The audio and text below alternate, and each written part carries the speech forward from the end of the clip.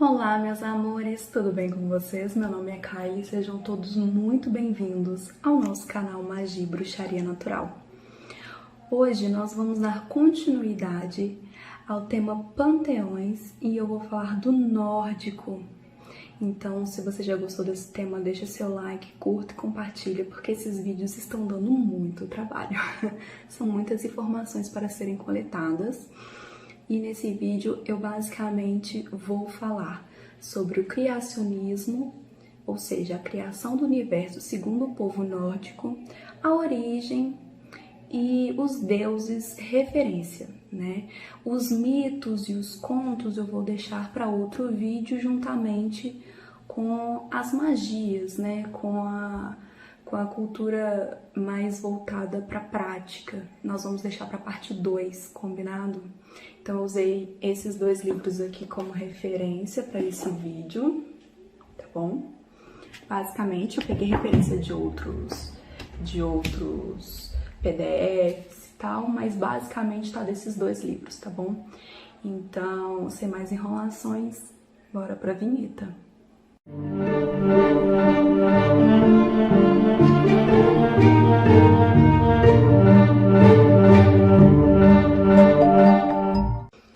Então vamos começar já informando que a cultura nórdica, ela deu-se início lá na pré-história, tá bom?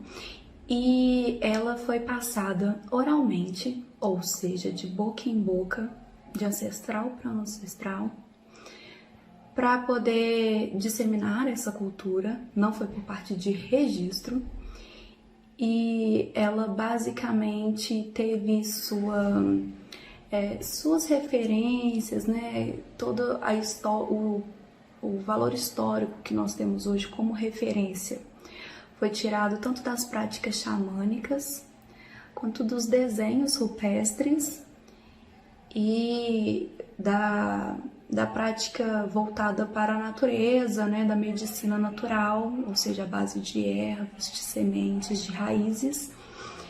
E ela deu-se início no norte da Europa, nos países principais ali, Holanda, Alemanha, países bálticos, Escandinávia, Ilhas Bálticas, as Ilhas Faroé e a Islândia.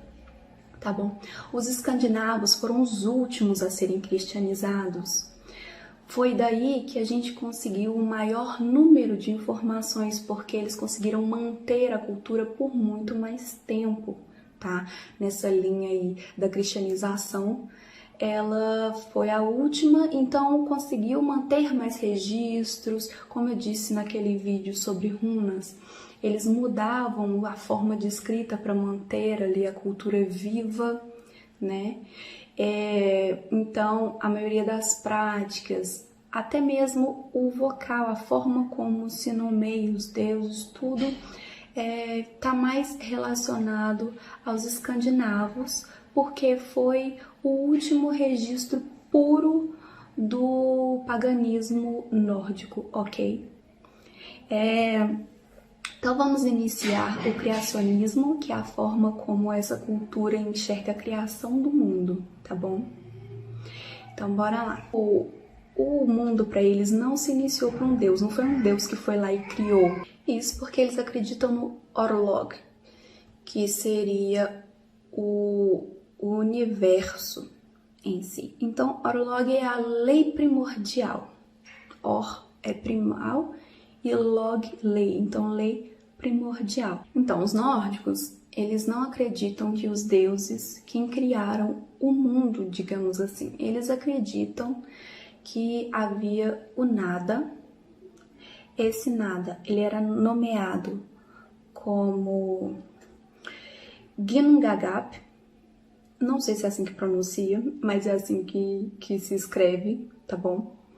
Então, Ginnungagap era o nada. E nesse nada haviam dois opostos, que era o fogo e o gelo. O fogo era Muspelheim, que eu acho que é assim que pronuncia, e o gelo era Niflheim. E o encontro desses dois é que gerou a vida, tá bom? Então, a cultura nórdica, ela se refere muito a Orlog, ou Orlog. Orlog seria as leis primordiais, porque Or significa primal e Log, leis. Então, seriam leis primordiais. Que seriam essas leis primordiais? Seria o que eles chamam de Weird, ou Weird. Weird, porque eles puxam esse R, então acredito que a pronúncia correta seria Weird. E o D não tem o I no final. O brasileiro ele tem mania de colocar o D, colocar sempre uma vogal no final, mas eles não, eles terminam na consoante, então seria Weird. O Weird seria a teia cósmica. Essa teia cósmica, segundo Asatru, que seria a cultura nos deuses nórdicos, seria traçada pelas Nornes e pela deusa Frigg, esposa de Odin.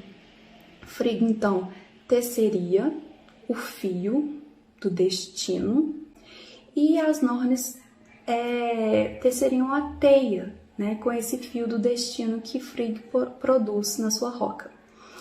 Então, desconsiderando a parte dos deuses, né, essa parte mais lúdica, digamos assim, que é questão de acreditar ou não nos deuses, mas essa cultura, ela entende que as suas ações e reações é que ditam o seu futuro, o seu destino. Então, esse fio, ele não surge do nada. Cada indivíduo produz o seu weird, que seria as suas ações, tá bom? Então, cada ação gera um fio da vida que será tecido para ditar o seu destino, porque eles já entendiam naquela época que toda ação tem uma reação, que o seu campo vibracional energético é que vai atrair algo que esteja emanando nas mesmas energias, né, que você emanou. Então, as Nornes, que faz parte dessa cultura do Asatru, elas são 3 mulheres, tá? Que cada uma tece uma parte deste fio, deste weird. Uma para o passado, uma para o presente e outra para o futuro. Já vou falar os nomes para vocês, já vou entrar mais nessa parte, mas eu gostaria que vocês entendessem que é muito bem fundamentado que cada indivíduo produz a sua linha do tempo, apesar deles acreditarem que tem alguém tecendo ou fiando, tá? Eles acreditam que cada ação tem uma reação, que tudo que você pensa, fala e reproduz vai ter consequências no seu futuro. O nome das Nornes são Weird, Verhand e Skuld. Então a Urd, ela significa aquilo que foi, Verhand significa aquilo que está sendo e Skuld, aquilo que virá a ser, tá bom?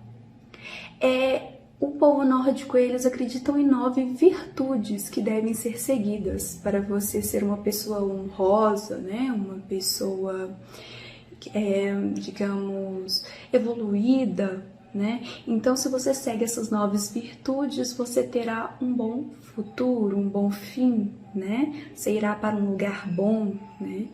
O tão almejado salão, né? Então, essas 9 virtudes seriam a coragem, a honra, a fidelidade, a disciplina, a honestidade, a independência, a perseverança, o vigor e a diligência, tá bom? Então, eles acreditam que se você seguir esses passos, você será um humano bom, uma pessoa honrada. Dentro do criacionismo, lembrando de Nilfheim e Muspelheim, que é gelo e fogo, esse encontro, essa fusão, deu origem a um ser que é o Ymir. Ymir seria um gigante primordial de 2 cabeças.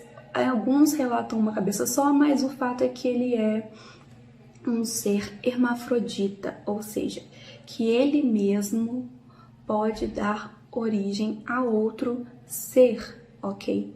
Junto com ele, um ser humano não, né? Um gigante humanoide.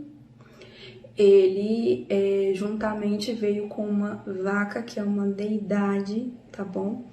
E ela, enquanto lambia o gelo para derreter, o gigante se alimentava do leite dela para crescer. E esta vaca, de tanto lamber o gelo e o gigante, deram origem ao outro ser, tá bom? Eu vou especificar o nome desses seres, quem eles originaram, a primeira, a segunda e a terceira geração de deuses, lá pro fim do vídeo.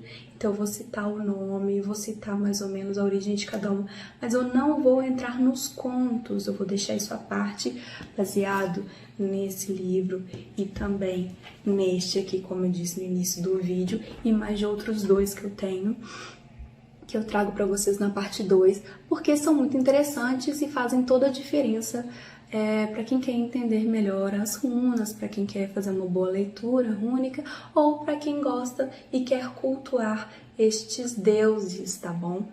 Então, agora eu vou falar para vocês um pouquinho mais sobre a criação deste mundo, entrando na árvore conhecida por todos, né, que é a árvore da vida, Yggdrasil, e eu vou detalhar melhor para vocês, tá bom? Mais para frente sobre essas deidades e sua origem a partir da criação do mundo, segundo o povo nórdico, tá bom?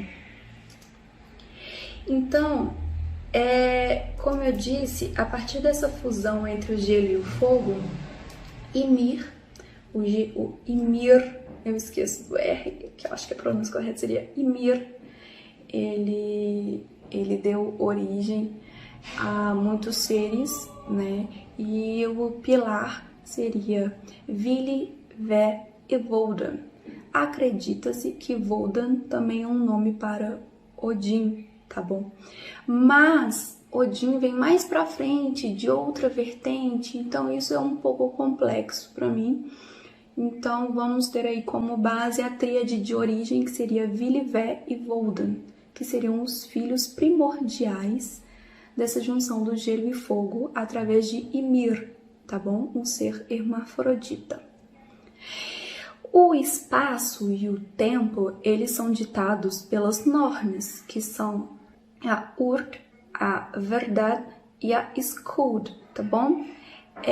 Elas são, então, o tempo, né, a linha do tempo, e o espaço seria pelos 3 anões, que correspondem aos pontos cardeais norte, sul, leste e oeste, tá bom? Então, Nordr seria para norte, Soudr para o sul, Ostr para o oeste e Vastr para o leste, ok? Eles seriam os pilares de sustentação e eles são muito importantes no Asatru, né? Na cultura nórdica dos deuses, eles que produzem aquelas ferramentas importantes que a gente conhece dos deuses, como o martelo de Thor, a Mjolnir, né? As lanças de Odin, o cabelo de Sif, esposa de Thor. Então, todas essas armas que são feitas de uma joia muito rara e lapidada, né, com os metais mais preciosos, são fabricados magicamente por esses anões. Então, eles, além de ter essa função no Asatru, eles também têm a função de sustentar o espaço. O fim, o começo e o recomeço, ele é ditado pela tríade do inferno, como é conhecida. Obviamente que esse nome não é dado pelos nórdicos porque eles não acreditam em inferno, né? Isso é uma coisa cristã, mas é conhecido assim. E são Hel, que é uma deidade filha de Loki, eu vou falar isso mais pra frente. Ela é metade jovem e metade caveira, para representar o fim e o começo, tá bom? Tem a Jormungand, Jormungand, que seria a serpente gigante, também filha de Loki, e Fenrir, acho que é isso, ou Fenrir, não sei, que seria o lobo gigante, tão conhecido por comer a mão de Tyr, né? De Tyr. E esse lobo, ele também é filho de Loki. Então, Loki, o deus traiçoeiro e todo-poderoso da cultura nórdica, deu origem a 3 seres que serão responsáveis pelo Ragnarok, que é o fim do mundo e o recomeço, tá bom? Essas tríades, elas são representadas pelo símbolo de Valknut. Então, nesse símbolo, tanto o tempo e o espaço, que são as Norns e os anões, eles ficam no mesmo triângulo, e aí tem a origem e o fim e recomeço, tá bom? Que formam o Valknut, que também é um símbolo referente a Odin, que eu também disse isso na parte de simbologia. Todo o percurso dele que é voltado pelo número 3. 3 ações, 3 reinos, tá bom? Então isso tá bem explicadinho lá no vídeo de símbolos, eu não vou entrar nessa parte. Valknut aqui para nós vai ter o sentido da origem, do tempo e espaço e do fim, ok? Entramos agora em Yggdrasil, que é a árvore pilar de todo este planeta, de todo esse universo criado, pré-estabelecido pelo povo nórdico, tá bom? Então existem 9 mundos. Esses mundos, eles foram criados a partir do fogo do gelo, mas algumas deidades da segunda geração, como Odin e seus irmãos, Vili e Vé, que tiveram que matar o primordial Ymir, e cada parte de Ymir foi feita para formar algo neste mundo. Então a cabeça gerou as fontes, aí os cílios virou as montanhas, tá bom? O sangue, as águas e assim por diante, tá? Então cada parte dele foi criada para algo. E uma parte muito interessante e mágica é que Odin preservou, por exemplo, a cabeça de Ymir com ervas e magia rúnica. Então, a bruxaria já estava incrementada na cultura nórdica desde a criação do mundo, tá bom? Então, tendo isso como base, eu vou falar um pouquinho sobre os 9 mundos, porque eles são muito importantes nessa cultura, e é bom para a gente entender também sobre as deidades, o conflito entre elas e os outros seres que integram essa parte e onde nós humanos ficamos, tá bom? E eu acho muito bonito, porque Yggdrasil também serve na parte da mentalização para a elevação espiritual de cada indivíduo. É muito comum nessa cultura, e acho que todos nós deveríamos empregar, que é a Cabala a partir das runas, né? Pelo caminho trilhado, entre 24 caminhos trilhados para atingir a elevação espiritual, tá bom? Cada uma dessas partes, elas representam uma coisa importante que a gente deve aprender para evoluir, tá? Então, cada reino, cada mundo entre esses 9, eles servem para ensinar algo pra gente ou aprender, tá? Ou pra gente vivenciar, tá bom? Então, cada um deles tem um elemento regente, uma runa regente, um deus que o protege, ou um gigante, ou um ser que o protege, e cada um deles tem uma característica forte que vai nos ensinar algo. Então, vamos lá. Essa árvore, que é o eixo cósmico, ela tem uma citação muito importante no poema Voluspa, que eu vou ler para vocês. Atenção. Conheço um freixo chamado Yggdrasil, uma árvore imensa no meio da névoa branca. Dela escorre o orvalho que cai nos vales.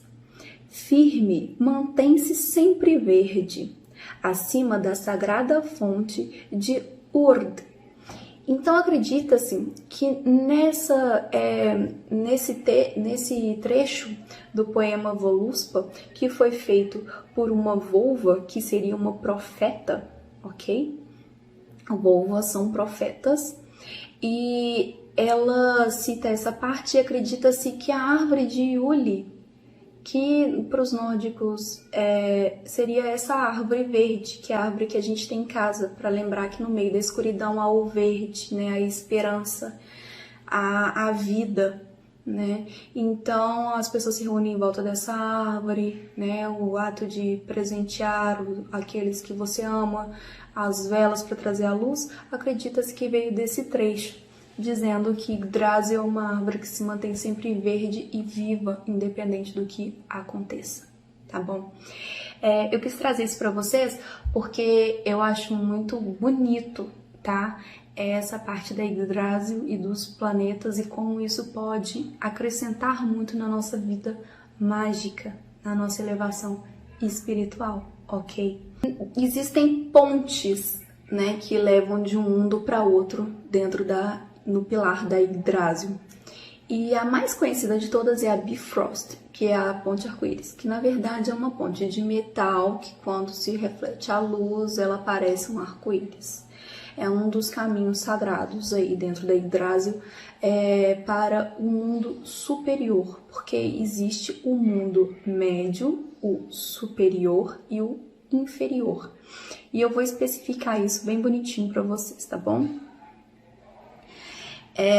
Dentro do centro, então, do ponto médio da árvore, vamos começar com Midgard, que seria o mundo em que nós humanos habitamos, tá bom? Midgard, então, ele é o mundo do físico, do sensorial, dos experimentos, e ele também é a bipolaridade, ou seja, ele trabalha com os opostos. Então, sombra e escuridão, amor e ódio, mulher e homem, né? O feminino e o masculino, não no sentido biológico, mas no sentido astral, tá? Da energia feminina e da energia masculina. Se vocês não conhecem a nossa comunidade no Amino, tá linkada aqui embaixo. A gente fala muito sobre isso, sobre essas polaridades, sobre Cabala. Então, se vocês gostam desse tema, que nos ajuda na elevação espiritual, dá uma passadinha lá. Nós temos um grupo PV de estudo que, inclusive, isso foi pauta. Então, continuando, entre o bem e o mal, o que mostra que nós, humanos, somos as polaridades. Todos nós temos sombra e escuridão, nós temos o bem e o mal, nós temos as luzes e as trevas, né? Nós temos o feminino e o masculino, cada indivíduo tem. Então, o nosso dever na mentalização, né, no nosso caminho de reflexão dentro da árvore, nesse contexto da meditação, da Cabala, seria para encontrar o ponto de equilíbrio dentro de nós mesmos, tá bom? Então é muito legal refletir sobre essa parte da Yggdrasil e que é tão forte na cultura nórdica. Essa polaridade de Midgard, ela se dá às polaridades do gelo e fogo da criação do mundo a partir da morte de Ymir, tá bom? A runa de referência para esse planeta é a Ierra, o elemento é terra e a cor seria verde, porque ela está relacionada à natureza. Porque vale lembrar que os nórdicos, toda a deidade e toda essa reflexão voltada para Yggdrasil e para a cultura deles é voltada à natureza, ao trovão, ao mar, à terra, à vegetação, aos animais, tá bom? E isso reflete muito no comportamento das deidades, do Asatru, que seria o mais animalesco. Eu vou citar isso porque tem os mais iluminados, os mais animalescos, mas a cultura nórdica, ela tá muito voltada para a natureza em si. A gente tem que lembrar que ela se iniciou na pré-história, que era só o que eles conheciam. Então, um trovão representava Thor, por exemplo, né? Thor, por exemplo, que é o deus do trovão. Então, a gente tem que lembrar disso sempre e é muito legal para a gente se equilibrar com a natureza. Lithowfen, também conhecido como Lithowfen, tá bom? Ele também tá ali naquela parte média, na parte do centro da Yggdrasil, e ela é a morada dos elfos claros. Esses seres, eles estão próximos de nós, então nós conseguimos alcançá-los espiritualmente, mas muito raramente conseguiremos vê-los. Isso porque eles são uma leve, tênue linha de energia. Eles são muito leves, eles são muito sutis, tá bom? E eles estão ali para representar o emocional, a iluminação mesmo, que é o que vai permitir que a gente continue caminhando. Então, o próximo caminho recomendado a se seguir é de Alfheim, tá bom? Ele é representado pela runa Solvilo, o elemento dele é o ar e também representado pela luz solar. E as cores dele é o azul e o verde claro, tá bom? Esses seres, eles estão representados na mente humana, na elaboração dos pensamentos, dos sentimentos, tá bom? Então a gente sai do físico, do tato, do sensorial e vai para o mental, tá bom? E tem Svartalfheim, acho que é isso, que é a morada dos elfos escuros. Então, de novo, a polaridade. Os elfos escuros e também pelos anões, que são aqueles que a gente citou que sustentam o espaço, tá bom? Nessa parte, a gente vai falar sobre mutação, sobre as mudanças. Então, seria a parte da lapidação. Assim como os anões fazem as armaduras, nós vamos também sair da parte bruta para a parte fina. Como se lapida um cristal, né? Você pega aquela pedra bruta e torna ela em algo belo, algo fino. Então, é uma parte muito de reflexão sobre os nossos erros, sobre os nossos defeitos, aquilo que precisamos transmutar energeticamente, o que precisamos mudar energeticamente. Então, essa é uma parte que pode ser dolorida do processo, que é a parte do reconhecimento, do se conhecer, saber elaborar os problemas e torná-los através de soluções algo positivo. Esse plano, ele é regido pela runa Eywa, pelo elemento terra, que pode ser representado pelos cristais e metais, e pela cor marrom, tá? A cor marrom da magia, ela é sempre voltada pro julgamento, para essa parte mais obscura, digamos assim, tá bom? E aí a gente desce pro submundo, para Hel.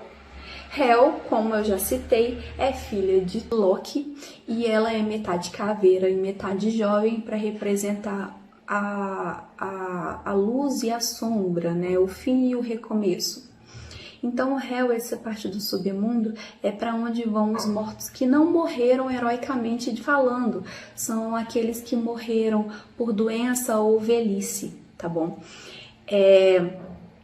Eles simbolizam o inconsciente, o que a gente não controla, que são os nossos traumas, nossos medos, tá?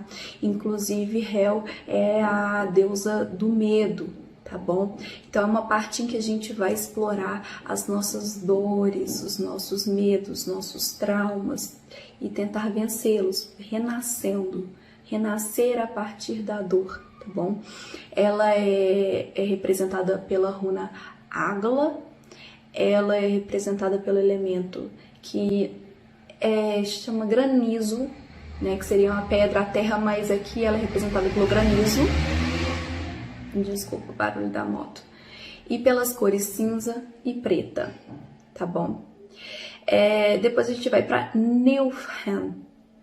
Niflheim é o mundo de gelo, ele está acima do mundo em que os humanos vivem, tá bom?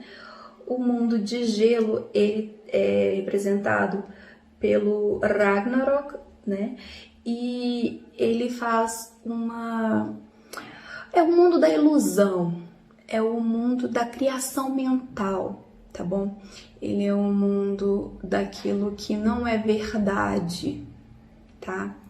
Ele é representado pela runa Náutis, pelas cores cinza e preto, e pelo elemento gelo, e pelo elemento água, né? Mas que é representado pelo gelo, tá? Então, essa parte da árvore, ela é muito voltada à reflexão das nossas criações, do que a gente criou, mas não positivamente falando, tá bom? Jotunheim é o oposto, né?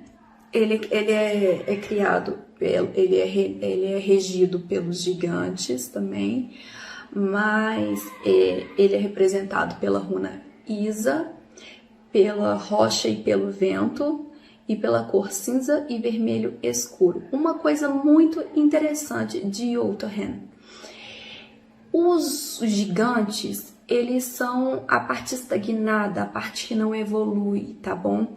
A parte densa, a parte escura, tá bom? E nós temos as gigantas, que são a elevação espiritual, são o caminho para a elevação. Porque as mulheres, para os nórdicos, ela era sempre voltada à evolução espiritual.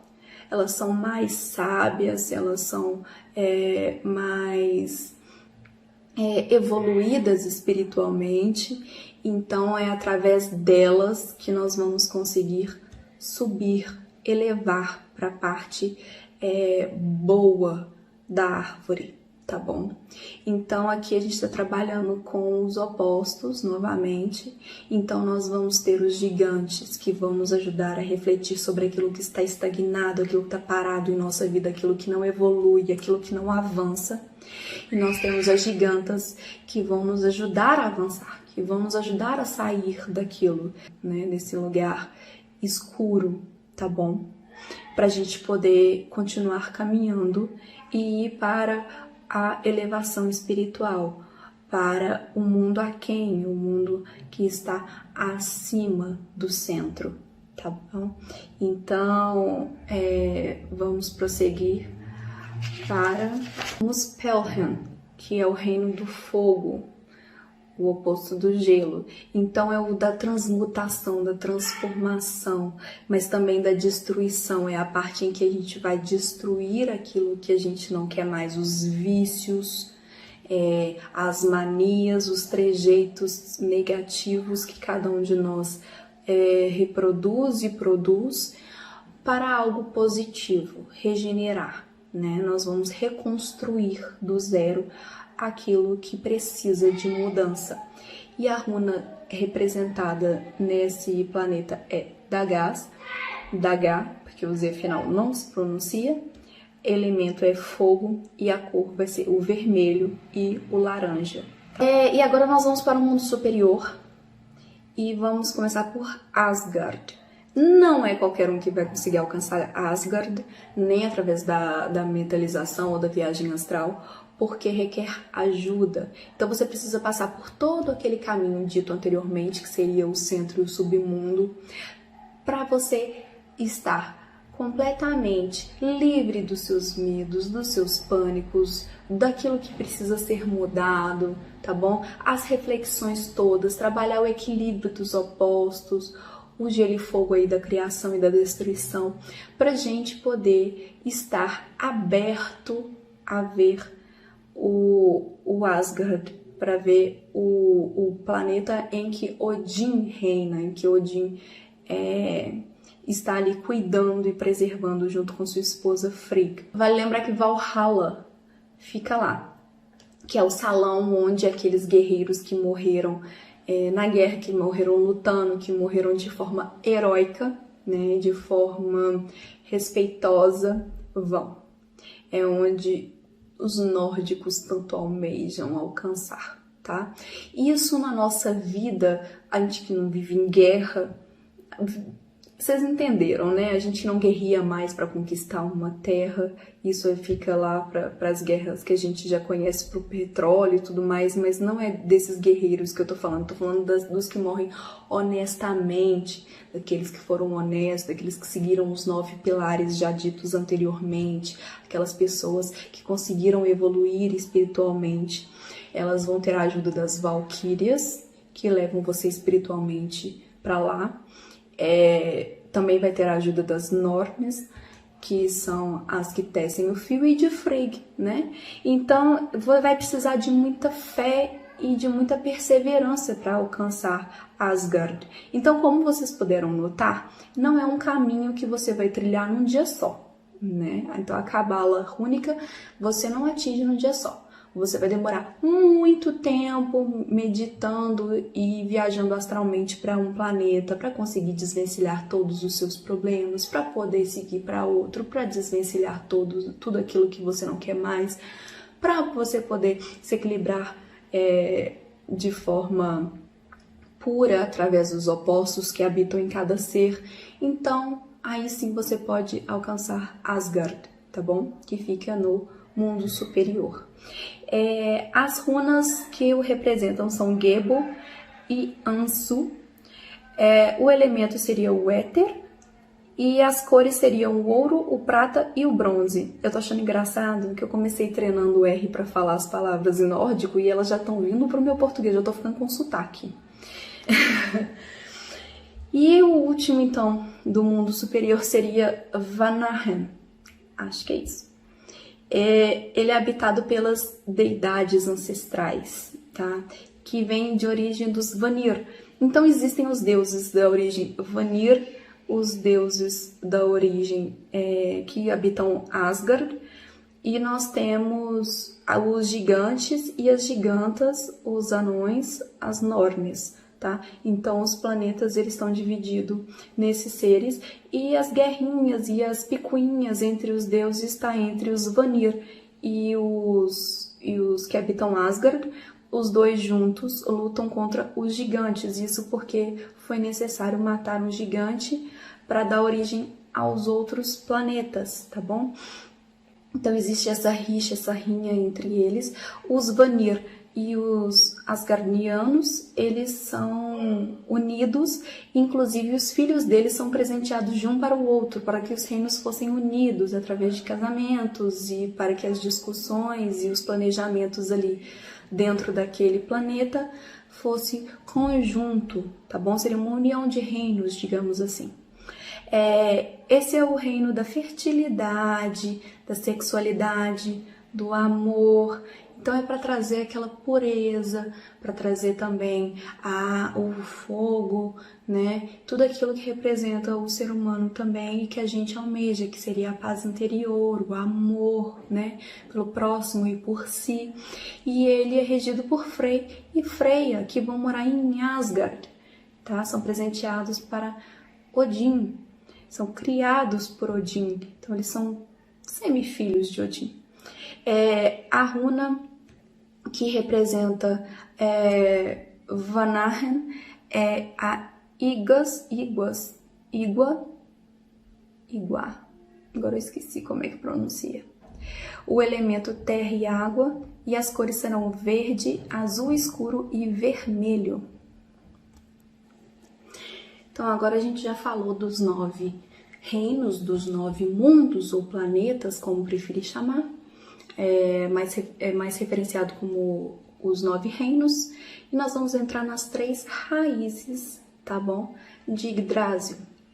São 3 raízes, cada raiz influencia em cada uma 3 reinos, formando assim os 9 reinos de Yggdrasil, tá bom? Então a primeira raiz é a Urd. Essa raiz ela é a fonte do destino, tá bom? Então seria um rio, que ele é onde as Nornes habitam, e ele vai fluir para Midgard, que seria o centro onde nós humanos habitamos, tá bom? Essa fonte do destino, ela é categorizada, obviamente, por ser pelas Nornes, pelo tempo, pelo destino. Então também dá para viajar astralmente, seguindo a cabala rúnica para Urd, e lá nós vamos ter a fonte do conhecimento do nosso destino, tudo aquilo que nós teremos como consequência de nossos atos, de nossas falas, né? Se a gente consegue seguir os 9 pilares ali essenciais da cultura nórdica, a gente vai ver um bom futuro. Senão, nós vamos ver um mau futuro, ok? Um fim não tão bom assim, tá bom? Uma coisa que eu esqueci de falar. Hel, ela é para onde vai aqueles que não morreram heroicamente falando. Então, essas pessoas, elas precisam ser reencarnadas, tá bom? Então, Urd vai influenciar muito nesse caminho, porque se você tiver um mau futuro por suas ações, você vai precisar passar pelo ciclo de renascimento novamente, ou seja, pela reencarnação. E se você for para Valhalla, que é para onde vão os guerreiros que morreram heroicamente, que fica em Asgard, então nós vamos ter aí pessoas que terão um bom futuro, são pessoas que já se elevaram espiritualmente e não vão precisar voltar, tá bom? São espíritos elevados, espíritos que já alcançaram a evolução espiritual máxima. Obviamente que isso é uma coisa absurdamente difícil, porque ser humano erra, mas o nível de nossos erros é que dita essa elevação espiritual, tá bom? A segunda fonte é Mimir, que é a fonte do conhecimento, que é onde tem a cabeça preservada através de ervas e de magia rúnica por Odin, onde estão as runas, o poder do conhecimento. Existe uma fábula muito gostosa sobre essa fonte, que Odin vai, pede Mimir um pouco da água, que é a história do hidromel mágico, que dá o poder da fala, da palavra, e depois eu conto para vocês. Então deixem aqui nos comentários se vocês querem saber mais sobre a lenda, sobre essa cultura, que eu faço um vídeo só sobre essas lendas para vocês, tá bom? Só sobre as histórias das deidades, dos seus percursos, de como elas alcançaram todo o conhecimento. É bem legal e ajuda na leitura rúnica. Então, se interessa a vocês, deixa aqui embaixo, tá bom? Então, seguindo, Mimir é a fonte do conhecimento, então é para lá que a gente vai quando a gente quer saber mais sobre tudo, principalmente mais sobre nós. Então é lá que as runas estão, que é a fonte de todo o conhecimento na base nórdica, tá? O saber, a inteligência, a astúcia, a sagacidade, o poder de reconhecer um problema e resolver, estão nas runas, tá? Inclusive do futuro, que é para que ela mais é usada, né? A terceira fonte é Vergelmir, que é a fonte que pertence às 12 fluentes que vão circular de Midgard, que é o centro, até as outras extremidades, tá? E ela representa o equilíbrio, então ela vai trabalhar as polaridades, né? O feminino e o masculino, o bem e o mal, e ela dá 12 fluentes que vão circular pelos outros reinos, levando essas polaridades a todos eles. Então, esse trabalho com as polaridades vem da fonte Vergelmir. E agora a gente vai entrar para a geração dos deuses, tá?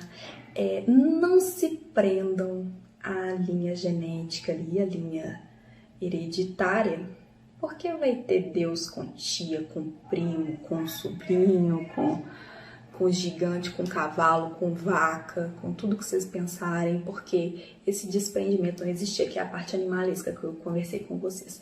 Vocês lembram que eu falei que pros deuses eles têm essa parte animalesca? Então eu vou fazer referência aos leões. Quem faz parte da nossa comunidade estava no grupo privado ontem, sabe do que eu tô falando. Mas os leões, eu vou dar um exemplo, tá? Porque isso acontece no reino animal a todo tempo, mas eu vou usar como exemplo o leão. O leão mais forte é aquele que guerreia com o chefe e ganha.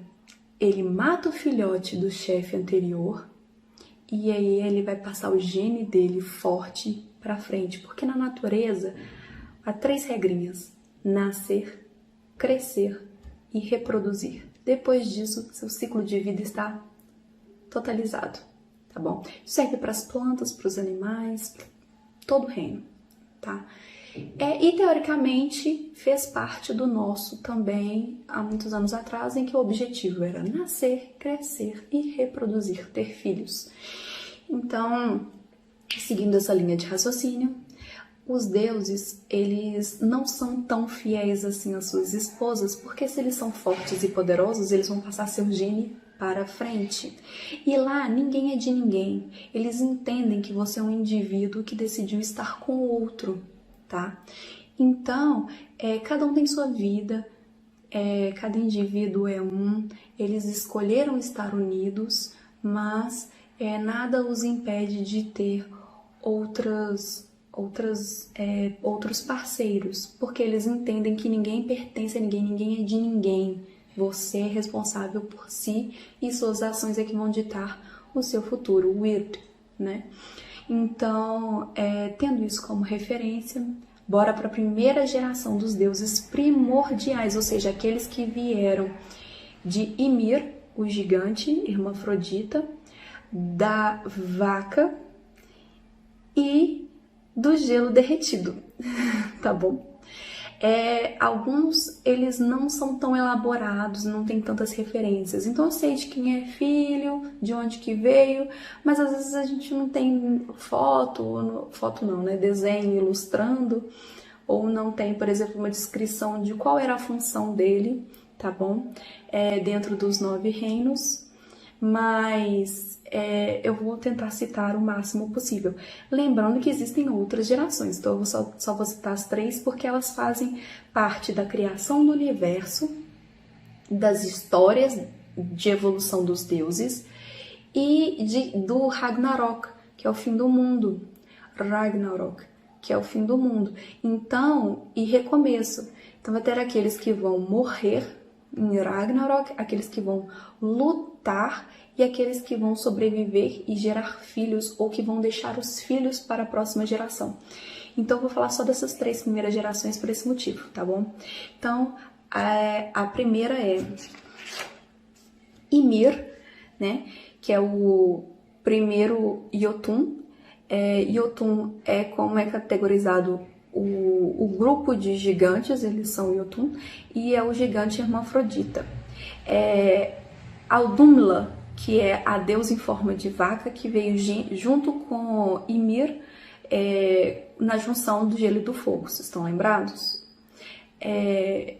E desse gelo derretido, que veio da língua, né, e de Audumla, que é a vaca primordial, veio Buri.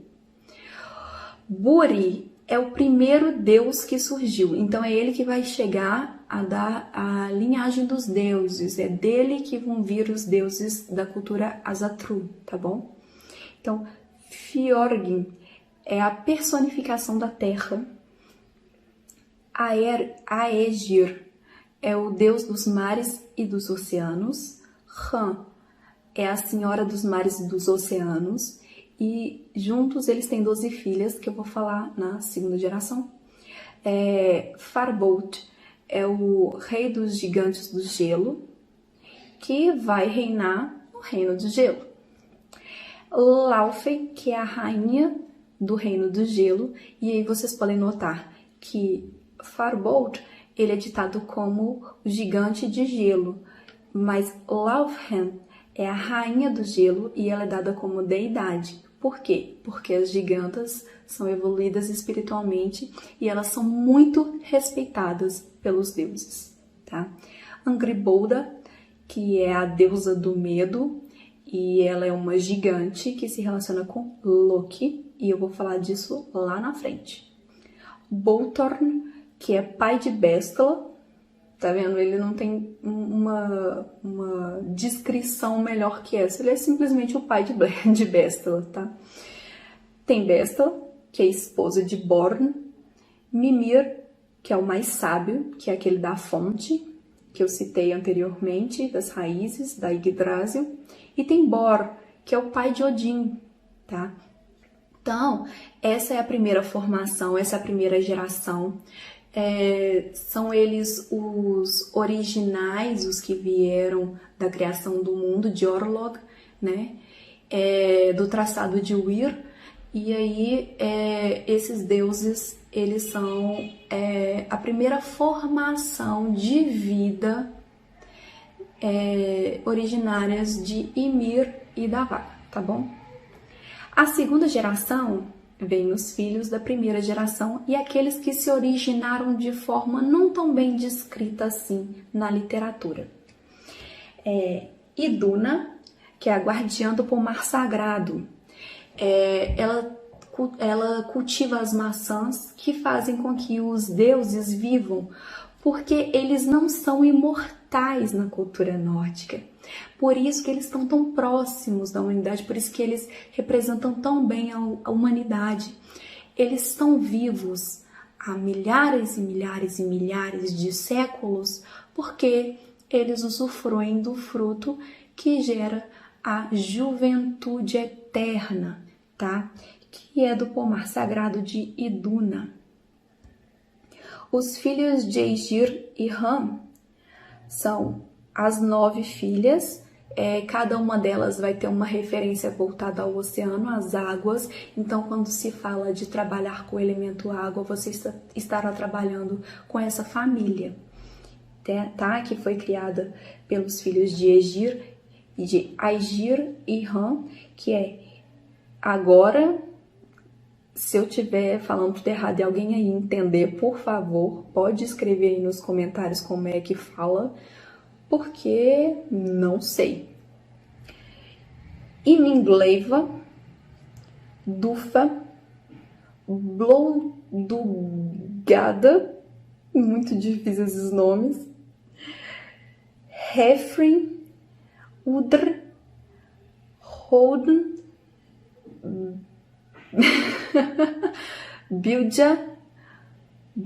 Bilja, Kara e Kolga, tá? Então, para vocês terem uma ideia, o nome delas representa que se vê o céu através delas, que dirige, o cabelo sagrado, que se levanta, a que se levanta, onda espumante, onda disposta, ondeada, a poderosa mancha de espuma, a fresca. Então, essas são as filhas que vão estar, digamos assim, manejando as ondas do oceano, dos rios, né? São as conhecidas ondinas na cultura celta. Então, na cultura nórdica, quando se trabalha com o elemento água, é com elas que vamos estar trabalhando, tá bom? Elas também regem os ventos, as ondas do oceano, dos rios, e elas controlam o poder do elemento água. Então, tem os filhos de Farbold e Laufhen, que é Loki, o senhor da trapaça, da travessura. Loki é o tipo de deus que ele causa todos os problemas, mas também traz todas as soluções. Então, ele é divertido e problemático. E, claro, foi por culpa dele que Ragnarok foi possível. Então, Ragnarok é visto como ruim porque vai causar morte de muitos deuses, mas a gente tem que pensar que ele traz a renovação que é necessária, tá? Então, nós temos os filhos de Bor e Bestla, que seria Odin, Vili, Vé e Roenir, tá? Então, Odin é considerado o pai de todos porque é ele que consegue os maiores feitos dos deuses, né? Quando se trata da morte de Ymir, foram esses irmãos que mataram, foi Odin que conseguiu, através do conhecimento com as runas e das ervas, preservar essas partes para que o mundo existisse, então ele é considerado o pai de todos. Vé é a divindade que deu à humanidade o dom da fala e do conhecimento. Vili é a divindade que deu à humanidade o dom da emoção, do sentimento e do pensamento. Roenir foi enviado para outra família, porque isso era muito comum. Então, era como se fosse uma prova de aliança, que são aqueles casamentos planejados, né? Então, Roenir foi um dos presenteados aí pela família de Odin. Agora tem os filhos de Ymir, e aí com quem? Não sabemos, mas esses são os filhos de Ymir. Tyr, que é o deus da guerra, que vocês devem lembrar dele do conto do Fenrir, que ele precisa negociar com o lobo para prendê-lo, para evitar o Ragnarok, que a gente sabe que não foi possível, mas ele perdeu a mão nessa disputa. Tem os filhos de Jörgen e Odin. Então, Fjörgyn, tá? Fjörgyn e Odin tiveram Thor, deus do trovão, só. Com Odin, com Fjörgyn só teve Thor. Já com Frigga, ele teve Balder, que é o deus da justiça, Harmond, que é o mensageiro dos deuses, Hodir, que é o deus cego, que era muito bom no arco e flecha, sendo cego, fica aí o mistério. Bird, que é o deus da poesia, e Nanã, que é conhecida como a deusa suicida. Lembrando que se vocês quiserem saber mais sobre a história dessas deidades, porquê dos nomes, porque elas são conhecidas dessa maneira, deixa aqui nos comentários que eu faço um vídeo só contando essas lendas, tá bom? Então agora nós temos a família problemática, que são os filhos de Loki com Angrboda, que é aquela gigante da primeira geração, que seria tia de Loki ou algo parecido. Jormungand, que seria a terrível serpente de Midgard, porque quando eles tentam evitar Ragnarok, o Odin ele pega os filhos de Loki e ele distribui entre os mundos, prendendo-os em certos lugares. E Jormungand seria a serpente que ficou em volta do planeta Midgard, que é onde nós humanos regimos, ela ficou no oceano. Então, os deuses Odin e seus irmãos, mas principalmente Odin, distribuiu os filhos de Loki com Angrboda pelos 9 reinos para que eles não pudessem juntos formar o Ragnarok. Cada um deles ficou preso em um lugar.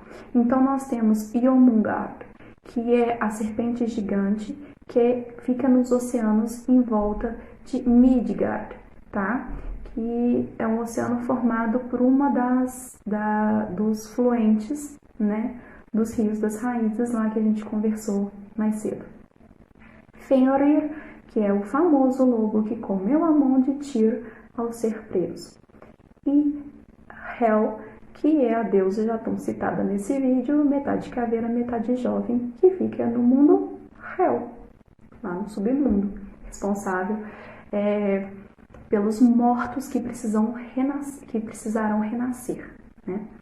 Então, nós temos também o filho de Loki com Svadilfari, que é, na verdade, um cavalo.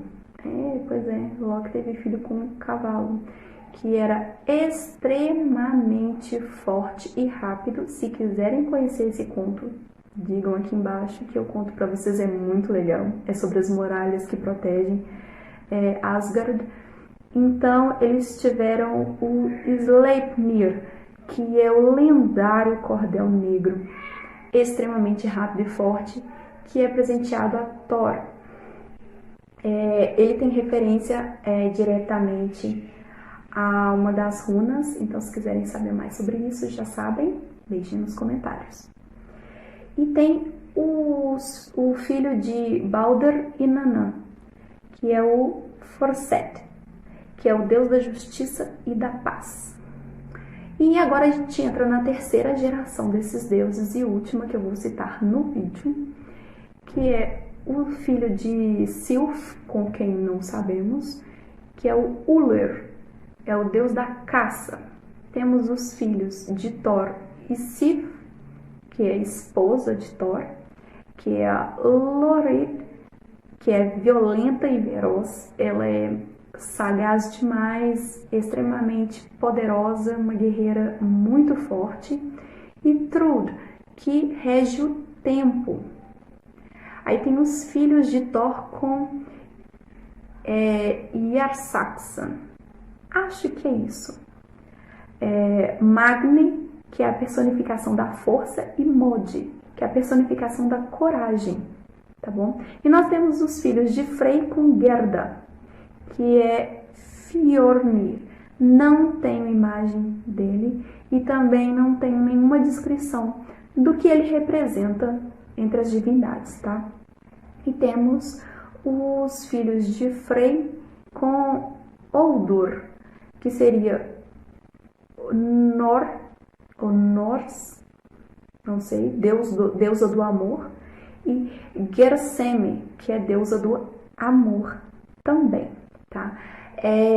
Freya, que é uma deusa da fertilidade, que é uma deusa tríplice, super poderosa, que foi presenteada para outra família junto com seu irmão Frey. Os dois representam fertilidade. Então acredito eu que Fjolnir, que é o filho de Frey com Gerda, deve estar voltado aí para fertilidade também, tá bom? Então é isso, pessoal. Vou terminar o vídeo que já está imenso e espero que tenham gostado e se preparem para a parte 2 e lembrem-se que qualquer dúvida referente a este vídeo vocês podem deixar nos comentários e vocês podem também pedir os contos aqui embaixo, combinado? Então, muito obrigada pela presença de todos. Não se esqueçam de curtir e compartilhar este vídeo, tá bom? Ativar o sininho das notificações para não perder a parte 2 e até a próxima!